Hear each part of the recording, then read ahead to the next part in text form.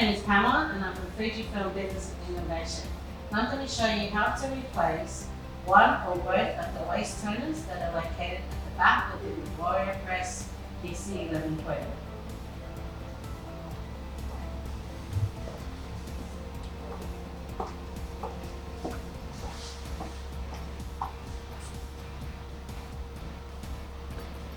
So you get a message on the screen that says that you need to replace one of the two.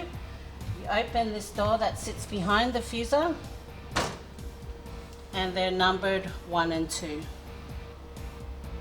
So according to what's on the screen, you slide that out. You pull the full container out. There's a cap on the side where you cover it, put it into the box, get an empty one, stick it back into there and slide the door in. And then you close the door. And that's how you replace one or both of the waist toners.